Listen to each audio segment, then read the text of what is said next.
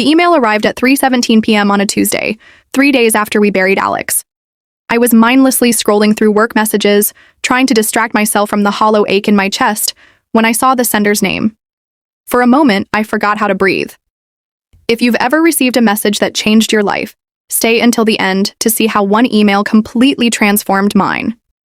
Jamie, the subject line read simply. My cursor hovered over it, trembling. This wasn't possible. Alex was gone. We'd lowered the casket into the ground on Saturday. I'd thrown a handful of dirt onto it myself, feeling each granule slip through my fingers like the future we'd never have. Yet here was an email sent from beyond the grave. Later, I'd learn about scheduled emails, about how Alex had planned this final communication knowing what was coming.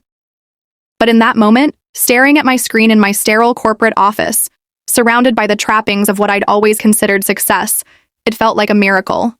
Or a haunting. I clicked. If you're reading this, I'm gone, and I'm sorry for that.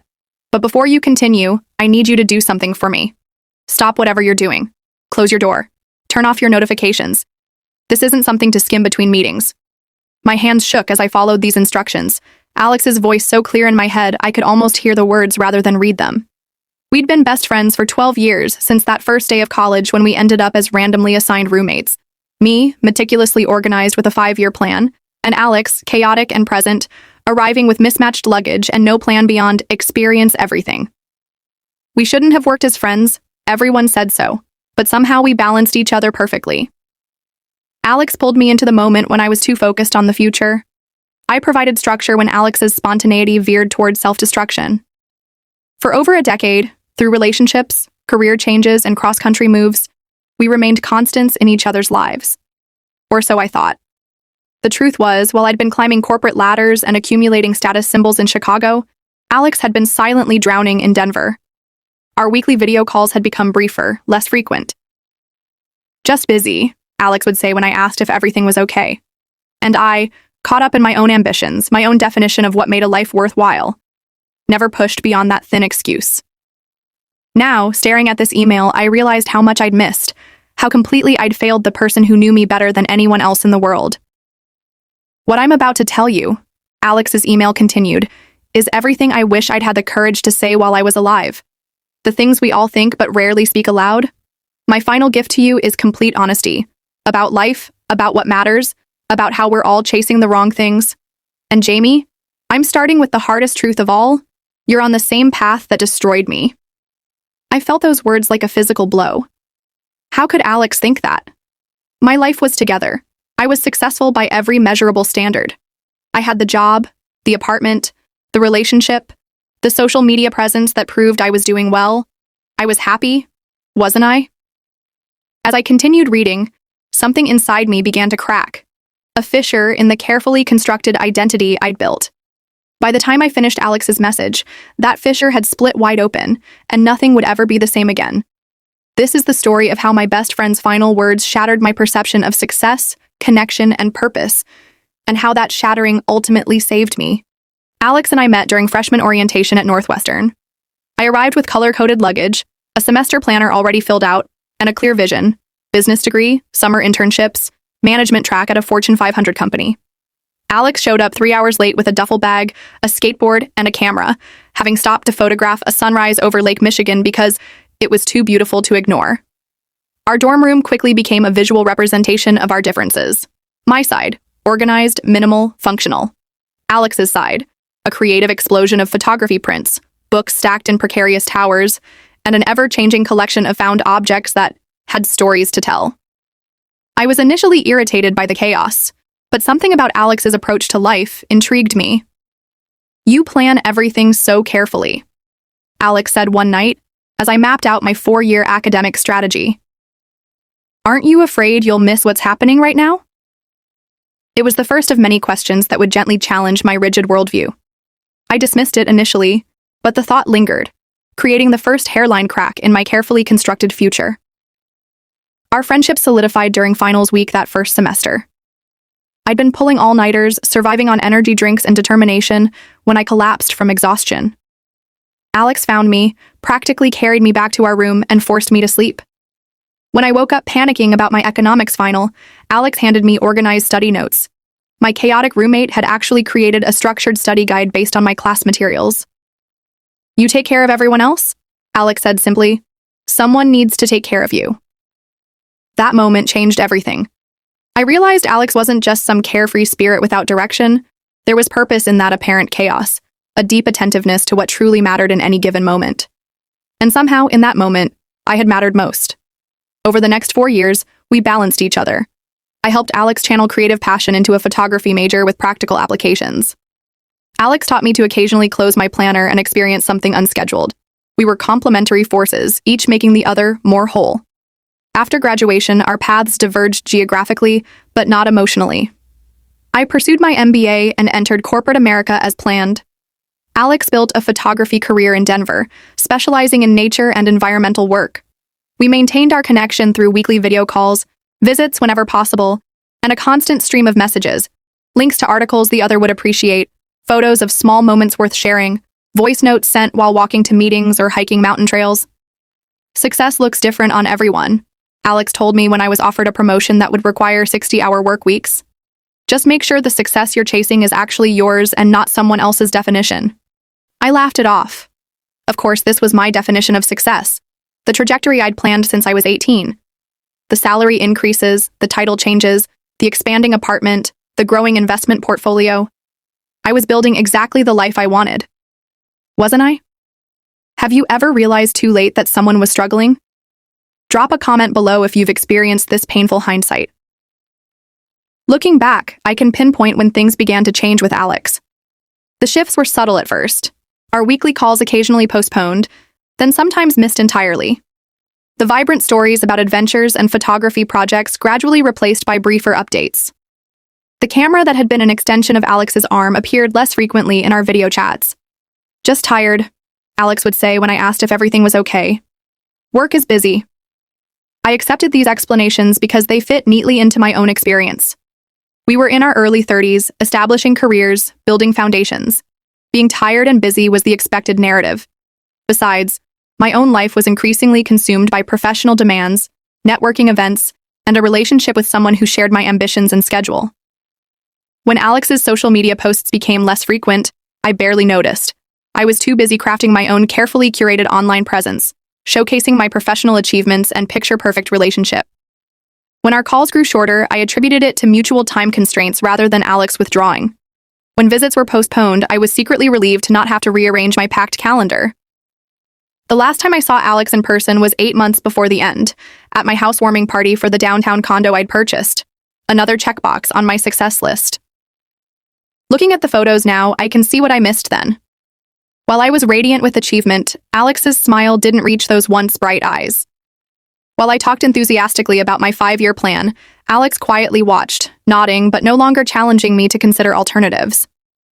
I'm proud of you, Alex said before leaving, hugging me tightly for a few seconds longer than usual. You've built exactly what you wanted. At the time, I took it as straightforward affirmation. Now I understand it was both a goodbye and a warning, one I was too preoccupied to hear. The call came on a Wednesday morning. I was in the middle of a presentation when my phone vibrated repeatedly, the same number 3 times in 5 minutes. Annoyed by the interruption, I excused myself during a colleague's portion. Is this Jamie? An unfamiliar voice asked. Jamie Miller? Yes, who's this? I was already checking my watch, calculating how quickly I could return to the meeting. My name is Elena. I was Alex's neighbor. The past tense registered before she continued. I'm so sorry to tell you this, but Alex passed away yesterday. The fluorescent hallway light suddenly seemed too bright. That's not possible. We texted on Monday. It was suicide, Elena said gently. The police found your contact information on the emergency list on the refrigerator. I volunteered to call because Alex mentioned you often. I don't remember the rest of the conversation clearly. Fragments remain. Arrangements being made, a flight to Denver booked, mechanical questions asked and answered while something inside me remained suspended in disbelief. I returned to the conference room, gathered my things, and left without explanation. In the Uber home, I scrolled through our recent text exchanges, searching for signs I'd missed. Monday, 7:42 p.m. How was the Henderson presentation? Me. Crushed it. They're signing tomorrow. Monday, 7:45 p.m. Never doubted you for a second. You always get what you aim for. Me. Heading into dinner with the team. Talk soon? Monday, 7:46 p.m. Sure, enjoy celebrating. Nothing alarming, nothing that screamed final conversation, just Alex being Alex, supportive, affirming my path. Had there been a hidden meaning in that observation about me always getting what I aimed for? Was it admiration or criticism? I couldn't tell anymore. The flight to Denver was a blur. I kept composing and deleting texts to Alex, muscle memory not yet catching up to the impossible reality. By the time I landed, Alex's parents had arrived from Phoenix. They embraced me in the hotel lobby, their grief making them seem smaller, older than when I'd last seen them 2 years ago at Alex's birthday. Jamie, Alex's mother, held my face between her hands. Thank you for coming. You meant the world to Alex. I didn't know, I said, the words catching in my throat. I had no idea things were so bad. Neither did we, Alex's father said quietly. Alex was always so good at taking care of everyone else's feelings. The funeral was small. Family, a handful of local friends, colleagues from the environmental magazine where Alex worked. I sat in the front row beside Alex's parents, feeling like an imposter. What right did I have to claim best friend status when I'd missed something so fundamental? During the reception afterward, I met people from Alex's Denver life, people who knew a version of my best friend I'd never fully seen. Elena, the neighbor who'd called me, was a grief counselor. She'd been helping Alex through depression for the past year. A year? I repeated, my champagne flute freezing halfway to my lips. Alex was in therapy for a year and never told me? Elena's expression was sympathetic but direct. Alex didn't want to disappoint you. Said you'd worked so hard to build a perfect life and didn't need to be burdened with someone else's struggles. That's ridiculous, I said, anger flaring. We told each other everything. Did you? She asked gently. When was the last time you shared something that wasn't a success with Alex? The question hit me like a slap. When had I last been vulnerable with my best friend? I'd shared promotions, acquisitions, achievements. But had I mentioned the panic attacks that started last year? The growing emptiness despite checking every box on my success list? The nagging sense that something essential was missing from my carefully constructed life? No. I'd maintained the narrative of perfect forward momentum, even when it wasn't entirely true. Michael, a photographer who'd worked with Alex on environmental projects, shared another piece of the puzzle. The depression got worse after the Rockies assignment, he explained. Alex captured all this destruction, melting glaciers, deforested mountainsides, polluted streams, and felt helpless to change any of it. I didn't even know about that assignment, I admitted, shame burning in my chest. It was all Alex talked about for months, Michael said, confusion evident in his furrowed brow. The exhibition was covered in national press. I nodded as if I knew, the gulf between my perception and reality widening with each conversation. While I'd been celebrating closing deals that primarily served to make wealthy people wealthier, Alex had been documenting environmental devastation, trying to make a meaningful difference, and spiraling under the weight of it all. And I had noticed none of it. The day after the funeral, I helped Alex's parents clean out the apartment. The space was both familiar and foreign. I recognized the books, the camera equipment, the mismatched furniture we'd picked up at thrift stores during college, but the walls were covered with photographs I'd never seen, documenting environmental degradation alongside breathtaking natural beauty. Awards I'd never heard about sat on shelves. Journals filled with thoughts my best friend had never shared with me lay stacked on the bedside table. Alex left this for you, his mother said, handing me a sealed envelope with my name written in the familiar scrawl that had once left notes on my dorm room desk. Inside was a key and a handwritten note. Storage Unit 247. Some things you should have. I didn't make it to the storage unit that day. Exhausted by grief and revelation, I returned to my hotel room, ordered room service I couldn't eat, and fell into restless sleep. The next morning, I woke to the ping of an email notification on my phone. Sender, Alex Reynolds. Subject, Jamie. Sent 10 a.m. 3 days after we'd buried Alex, this impossible message arrived. The final communication from beyond a threshold my best friend had already crossed. I sat cross-legged on the hotel bed, still in my pajamas, staring at my phone as if it might disappear if I looked away. With trembling fingers, I opened the email. Jamie, if you're reading this, I've gone through with it, and I'm sorry. Not for ending my pain, but for any pain this causes you. Before you continue, I need you to know that this isn't your fault. This isn't anyone's fault. Some people just aren't built for the world we've created, and I think I'm one of them. I've scheduled this email for 3 days after, figuring by then the initial shock will have passed, and you might be ready to hear what I couldn't say while I was alive. Consider this my final gift to you. Complete honesty without the fear of consequences that kept me silent for too long. I paused, taking a shaky breath. This was Alex's voice, unmistakably, thoughtful even in despair, considering my emotional state before their own. I continued reading. Remember sophomore year when Professor Harmon asked us to define success? You talked about career achievements, financial security, recognition. I talked about moments of perfect connection, with people, with nature, with something greater than myself. We both applauded each other's answers, but secretly, I think we each believed our definition was the right one. The truth is, we were both right, and we were both wrong. Success isn't a single definition, it's deeply personal. My mistake was gradually abandoning my own definition to pursue external validation. Your mistake, and forgive my bluntness here, has been pursuing your definition with such single-minded focus that you've lost sight of why you wanted those things in the first place. My chest tightened. Even now, Alex could see through me with uncomfortable clarity. I've watched you achieve everything you set out to accomplish. The career, the condo, the relationship, the social status. You've checked every box on your list. But Jamie, when was the last time you felt truly, deeply happy? Not the fleeting satisfaction of closing a deal or buying something expensive, but the kind of happiness that fills you completely and makes you grateful simply to be alive? I've seen your Instagram posts, your LinkedIn updates. I've listened during our calls. You're selling a narrative of fulfillment that I don't think you actually feel. I recognize it because I've been doing the same thing, presenting a curated version of my life while hiding the emptiness behind it. Tears blurred my vision. Alex was right. My social media presence was a carefully constructed fiction. Photos taken and retaken until they projected exactly the right image, captions crafted to inspire envy. Even my conversations had become performances of success rather than authentic sharing. Here's what I've learned too late. We're measuring our lives with the wrong metrics. We track followers instead of genuine connections. We count possessions instead of experiences. We value status over purpose. We mistake comfort for happiness. My work documenting environmental destruction showed me how we're doing the same thing to the planet, extracting maximum short-term value while ignoring the long-term cost. We're doing it to ourselves too, Jamie. We're mining our own lives for achievements and acquisitions while depleting the resources that actually sustain us: deep relationships, purpose, wonder, rest.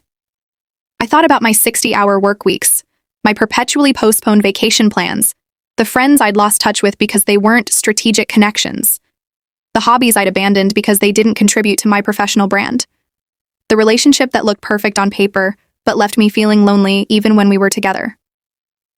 I'm not writing this to make you feel guilty. I'm writing because if anyone can change course, it's you. You've always had the strength and clarity I lacked. When you commit to something, you make it happen. I'm asking you to commit to something different, not abandoning your ambitions, but reconnecting them to what actually matters. Remember when we drove to Lake Superior our junior year? We got lost, ran out of gas, and had to spend the night in that weird little motel with the taxidermy in the lobby. You were furious that our perfect itinerary was ruined. But then we walked to the shore at sunrise, and the lake was completely still, reflecting the sky so perfectly it looked like the world had doubled. You turned to me with such wonder on your face and said, "This almost makes the disaster worth it." That's the Jamie I'm writing to.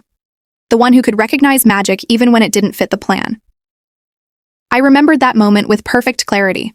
The cool morning air, the impossible beauty of the mirrored sky, the feeling that nothing else mattered but witnessing this perfection with my best friend. When had I stopped allowing space for such moments? Alex's perspective completely changed how I view success. If this story is resonating with you, hit that like button and subscribe for more life-changing stories. I've left something for you in storage unit 247. The key should be with this letter. It's not much, just the photographs and journals I couldn't bring myself to share while alive.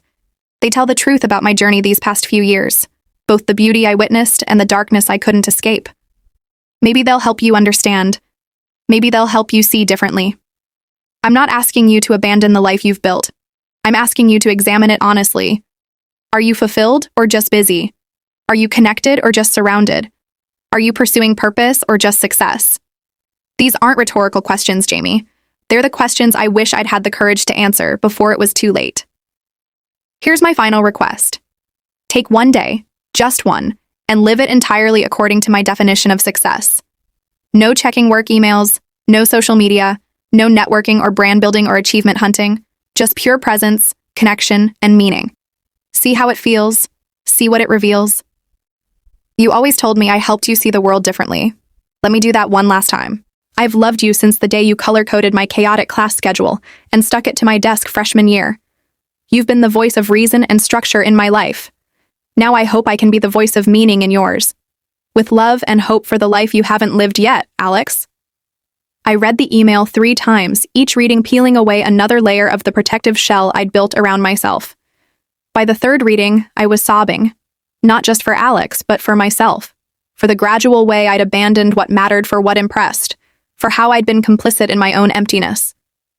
When I finally looked up from my phone, the hotel room seemed different. The generic luxury suddenly hollow. The silence no longer peaceful, but isolating. Outside my window, the Colorado mountains Alex had loved stood witness to my unraveling, solid and enduring, while everything inside me shifted. I knew what I needed to do next. I got dressed, packed my bag, and called a rideshare to take me to Storage Unit 247. The storage facility was on the outskirts of Denver, a sprawling complex of identical metal doors and concrete pathways. Unit 247 was in the back corner, away from the main office. The key turned smoothly in the lock, and I rolled up the door to reveal a small, climate-controlled space filled with neatly labeled boxes, photography equipment, and a large portfolio case. A note taped to the portfolio read simply, "Start here." Inside were dozens of photographs, not the polished, edited images Alex had published, but raw captures. A glacier calving into the ocean, ancient forests reduced to stumps, dried riverbeds where salmon once spawned. Alongside these devastating images were shots of breathtaking beauty, mountain ranges at dawn, eagles soaring over pristine valleys, wildflowers pushing through cracks in urban concrete.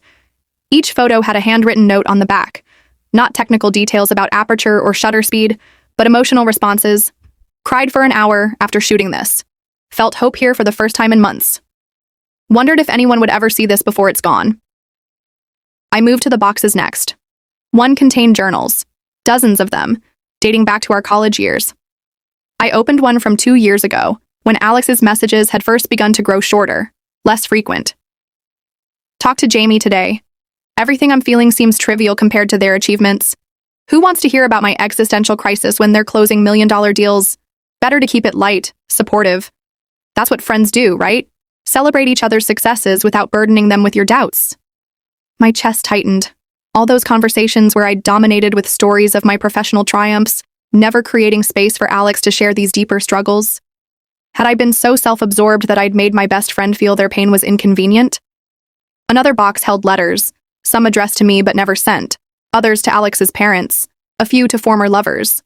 The final box contained what appeared to be a manifesto of sorts, titled, "Things I Wish I'd Understood Sooner." It was dated just 3 weeks before Alex's death. 1. Success that doesn't bring peace isn't success. 2. No achievement matters if you're too busy for awe. 3. Efficiency is not the same as meaning. 4. The most important things can't be measured, posted, or purchased. 5. Connection requires vulnerability, not perfection. Each point was elaborated with examples, many involving me. Times when I'd canceled plans for work. Instances where I'd been physically present but mentally elsewhere. Moments when I'd chosen networking over genuine connection. I sat on the concrete floor, surrounded by the evidence of a deeper, more thoughtful life than I'd been living, and felt something crack open inside me. Not just grief, but recognition. Alex had been trying to show me something vital, not just in death, but throughout our friendship. I simply hadn't been paying attention. My phone buzzed. Work emails, meeting reminders, social media notifications. The digital tether to the life I'd built. Without thinking, I turned it off completely, something I hadn't done in years. I spent the entire day in that storage unit, reading Alex's journals, studying the photographs, absorbing the perspective of someone who had seen through the illusions I still clung to. As daylight faded and I relied on the unit's single overhead bulb, I found one last envelope marked, "For Jamie, when you're ready to see differently." Inside was a handwritten bucket list, not of achievements or acquisitions, but experiences. Watch the Perseid meteor shower from a mountaintop. Learn to make pasta from an Italian grandmother. Spend a day following a child's lead. Apologize to someone you've hurt without expecting forgiveness. Tell someone the complete truth about your fears. At the bottom, Alex had written, "I never did most of these. Maybe you can. Maybe you can live for both of us now. I left the storage unit with the bucket list, a selection of photographs, and the manifesto. The rest I carefully resealed, knowing I would return.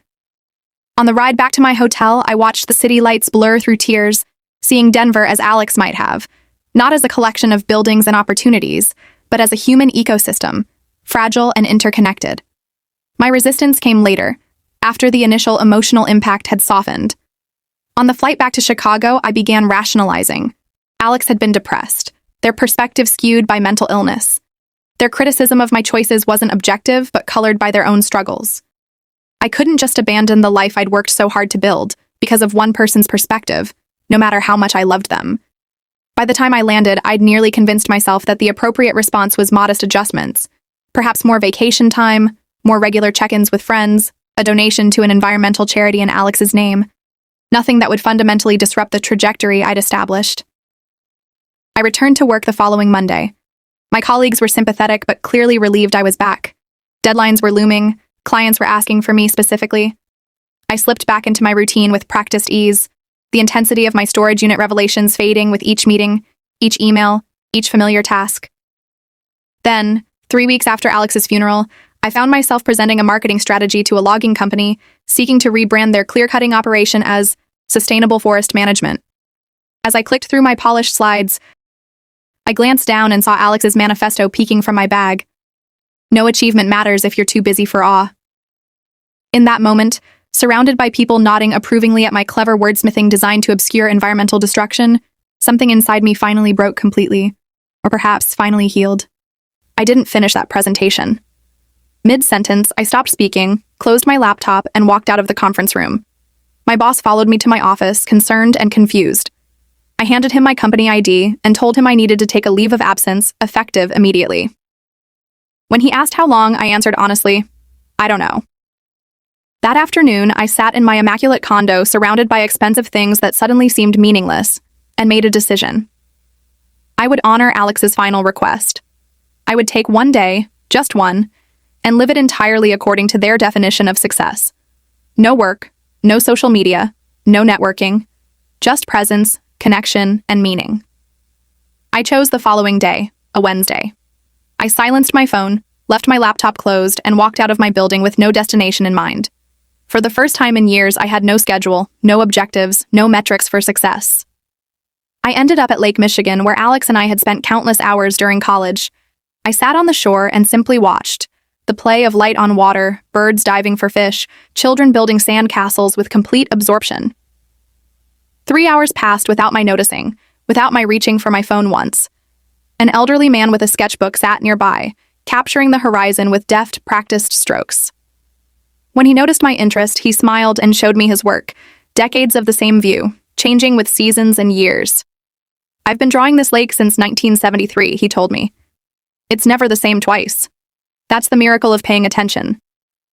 I thought about how rarely I truly paid attention anymore, how I was always half present, part of my mind already moving to the next task, the next achievement, the next rung on a ladder I'd never questioned climbing.